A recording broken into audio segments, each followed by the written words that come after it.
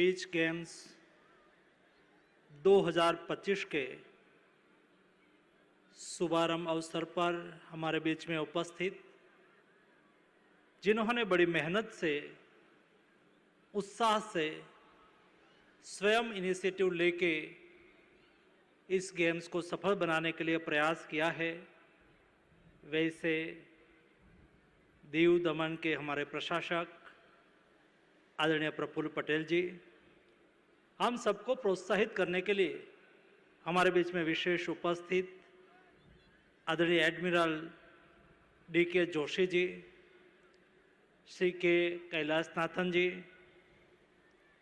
मंच पर उपस्थित सभी एमिनेंट एथलीट्स, स्पोर्ट्स को प्रोत्साहित करने के लिए उपस्थित दीव के सभी भाइयों और बहनों,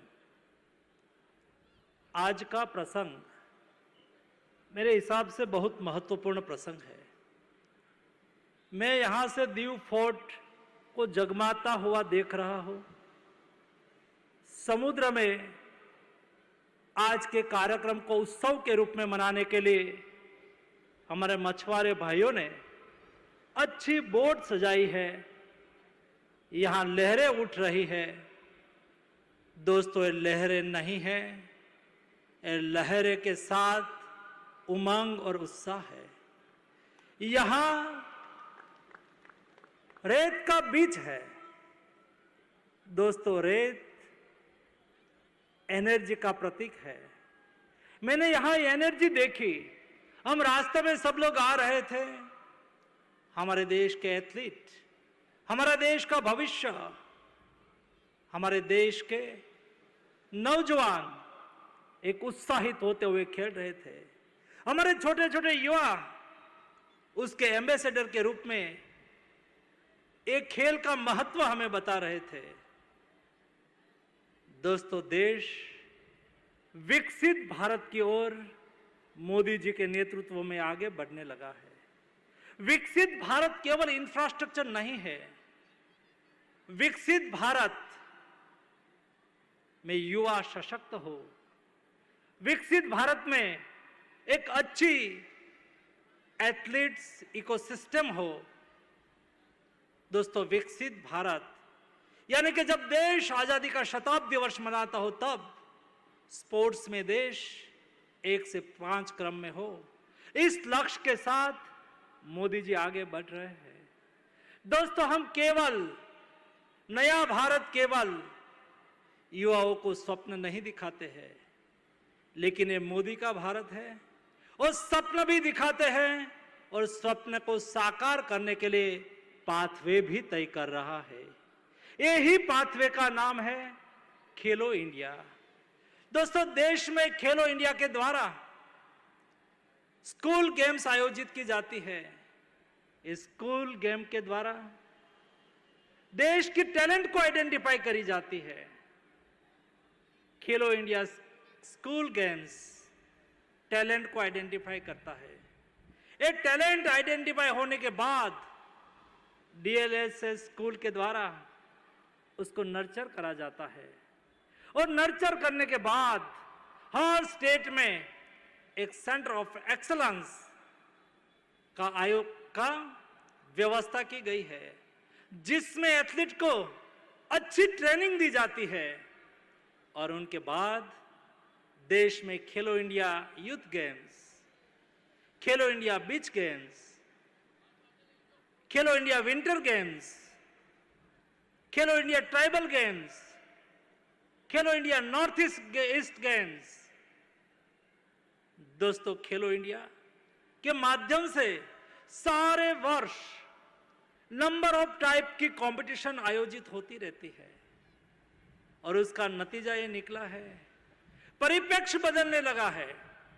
मुझे याद है जब हम छोटे थे, हमारा माता पिता हमको कहते थे खेलो मत, पढ़ो, और आज डेफिनेशन बदली है। मोदी जी के साथ सारा देश खेलता भी है, खिलता भी है और हमारा माता पिता वर्तमान स्टूडेंट को कहते हैं आप खेलो भी, आप पढ़ो भी। जो देश खेलता है वो देश सशक्त होता है। जो देश सशक्त होता है वो देश समृद्ध होता है। जो देश समृद्ध होता है वो देश अपने युवाओं की आकांक्षाओं को पूरी करने के लिए अग्रसर रहता है।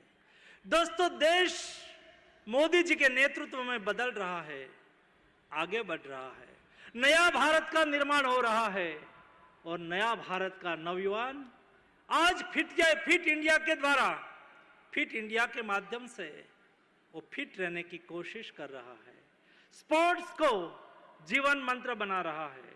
वो खेलता भी है, वो खिलता भी है और इसलिए अब अंतर्राष्ट्रीय खेलों में आज हमारे नौजवान युवा एथलीट भारत का त्रिरंगा झंडा लेके, देश चिन्ह तान के झंडा लेके मैदान में उतरते हैं, मेडल लाते हैं।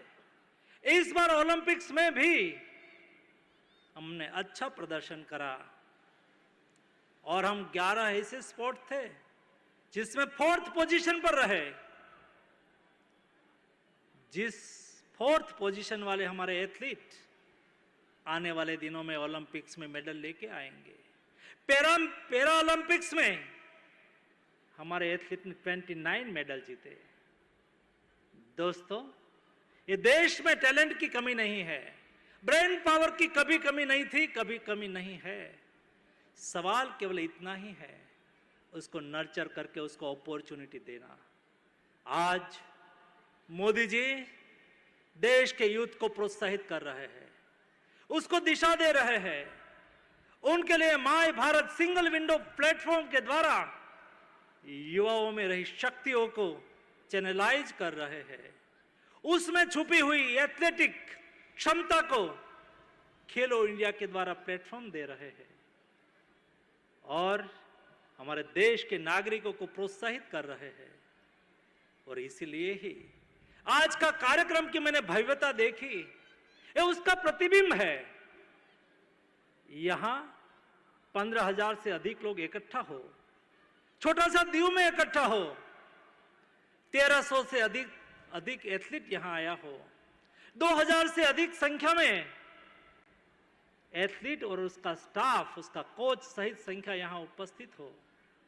सभी जगह पे, सारे क्षेत्र में स्पोर्ट्स का माहौल हो।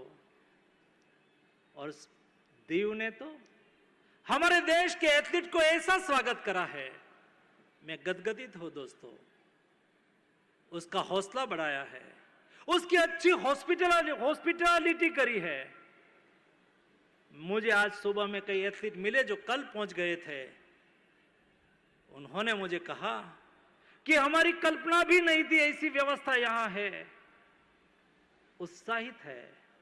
ऐसी अच्छी व्यवस्था करने के लिए मैं प्रफुल्ल भाई और उसकी टीम को भी अभिनंदन करता हूं, यहां की जनता को भी अभिनंदन करता हूं। दोस्तों, ये केवल आज के दिन में आयोजित बीच गेम्स नहीं है। जब बीच गेम्स के लिए कई राज्यों की ओर से, कोस्टल स्टेट की ओर से भारत सरकार को इनविटेशन मिला था और मैंने प्रधानमंत्री जी की राय ली कि प्रधानमंत्री जी इस साल हमें बीच गेम्स कहां करनी चाहिए। तब प्रधानमंत्री जी ने मुझे कहा था 2024 की बीच गेम्स दीव में हुई थी, 2025 की बीच गेम्स भी दीव में होगी और आने वाले दिनों में भी बीच गेम्स का डेस्टिनेशन ये दीव होगा। सारे देश में दीव बीच गेम्स के लिए एक पॉपुलर डेस्टिनेशन बने।